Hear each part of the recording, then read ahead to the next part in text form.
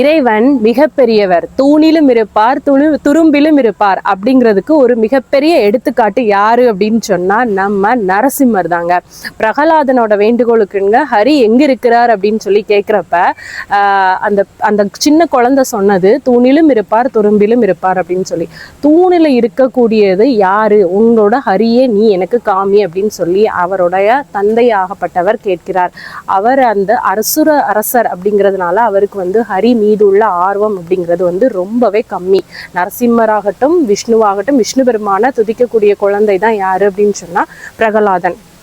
அந்த பிரகலாதனாகவே அசுர குலத்துல தோன்றி பிறந்தாலும் அவர் இயற்கையிலேயே தாயோட கருவறையில இருக்கும் போதே நல்ல நல்ல கதைகளை கேட்கறதுனாலையும் ராமாயண கதைகள் மகாபாரத கதைகளை கேட்கறதுனாலையும் அவர் தன்னோட அன்னை சிறந்த விஷ்ணு பக்தியானதுனாலும் அந்த நாமங்களை சொல்லிக்கொண்டே இருந்ததுனால பிரகலாதன் சிறந்த விஷ்ணு பக்தனாக பிறக்கிறான்.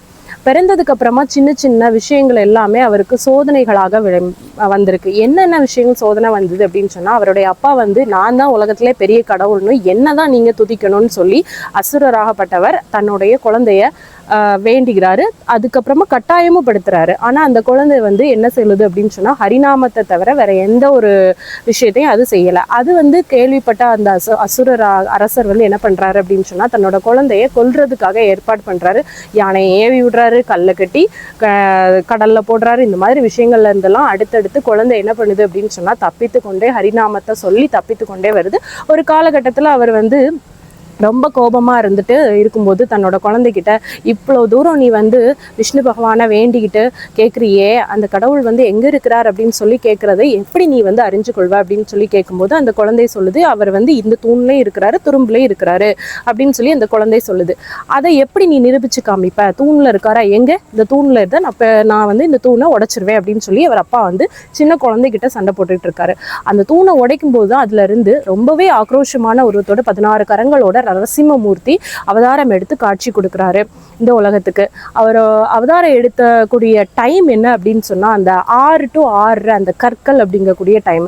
ஏன் இந்த விஷயத்த சொல்றேன் அப்படின்னு சொன்னா, அந்த அசுரர் பிரகலாதனோட தந்தையாகப்பட்டவர் என்ன சொல்லியிருக்காரு அப்படின்னு சொன்னா, ஈசன் கிட்ட வரம் வாங்கியிருக்காரு. என்ன வரம் வாங்கினாரு அப்படின்னு சொன்னா, எனக்கு கடவுளாலையும் மனிதராலையும் அழிவு வரக்கூடாது, அதே மாதிரி பகல்லையும் அழிவு வரக்கூடாது, இரவுலையும் அழிவு வரக்கூடாது, எந்தவித ஆயுதங்கள் கொண்டு எனக்கு அழிவு வரக்கூடாது, இப்படி நிறைய நிபந்தனைகளை வச்சு அவர் வரம் வாங்கியிருக்காரு.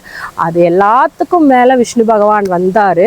எப்படி அப்படின்னு சொன்னா, கடவுளும் இல்லாம மனித ரூபமும் இல்லாம மிருக ரூபமும் இல்லாம நரசிம்ம மூர்த்தியாக, அதாவது நரசிம்ம தலையுடன் சிங்கத்தலையுடன் உடம்பு மனிதனோட உடம்பு, அதாவது வீட்டுக்கு வெளியே இல்லாம வாசல் படியில வச்சு உள்ளே இல்லாம வீட்டுக்கு உள்ளே இல்லாம வீட்டுக்கு வெளியே இல்லாம வாசல் படியில வச்சு அவரை வதம் பண்றாரு. எந்த ஒரு ஆயுதமும் இல்லாம அவர் சொன்ன மாதிரியே அவர் அந்த அசுரன் கேட்ட வரம்படியே எந்த ஒரு ஆயுதமும் இல்லாம தன்னுடைய கூரிய நகங்களால அவரோட குடலை எடுத்து கிழிச்சு அவரை வதம் பண்ணிடுறாரு. இப்படித்தான் அந்த வதம் அசுர வதம் நடந்தது. அப்போ உள்ள நரசிம்மமூர்த்தியோட கோபத்தை தணிக்கிறதுக்காக மக்கள் எல்லாரும் என்ன பண்ணாங்க அப்படின்னு சொன்னா, பானகம் அப்படிங்கிற ஒரு தீர்த்தத்தை தயாரித்து அவருக்கு கொடுத்தாங்க. என்னது அப்படின்னு சொன்னால், பானகம் அப்படிங்கிறது ஏலக்காய் கொஞ்சம், அப்புறமா சுக்கு கொஞ்சம், வெல்லம் கொஞ்சம், இதெல்லாம் சேர்ந்து கலந்து கொடுத்த பானகம் திறந்துனதும் நரசிம்மரோட கோபம் தணிந்ததாக கூறப்படுகிறது. இப்படி இந்த நரசிம்ம மூர்த்தி நாமக்கல்ல இருக்கிறாரு. அதுக்கப்புறமா பார்த்தீங்க அப்படின்னு சொன்னால், தென்னகத்தில் தென்னகோபிலம் என்று அழைக்கக்கூடியது தான் எது அப்படின்னு சொன்னால், தென்காசி மாவட்டத்தில் உள்ள கீழப்பாவூரில் உள்ள பிரசன்ன வெங்கடாச்சலபதி கோயிலில் இருக்கக்கூடிய நரசிம்மர் தான் தென்னகோபிலத்து நரசிம்மர் என்று அழைக்கப்படுகிறார். 16 திருக்கரங்களோட இருக்கிறார். இவர் கேட்டது வரங்களை கேட்பவருக்கு வழங்கக்கூடியது வல்லமை பெற்றவராக இருக்கிறார். எந்த ஒரு வரம் கேட்டு நம்ம வந்தாலும் சரி, எந்த ஒரு வேண்டுதல் கேட்டு வந்தாலும் சரி, கண்டிப்பா நமக்கு இந்த கோயிலுக்கு வந்தா நடக்குது. நீங்களும் ஒரு முறை இந்த கீழப்பாவூர்ல உள்ள நரசிம்மர் கோயிலுக்கு சுவாதி நட்சத்திரத்தன்னைக்கோ இல்ல வெள்ளிக்கிழமைகளையோ செவ்வாய்க்கிழமைகளையோ வணங்கி பாருங்க. நன்றி.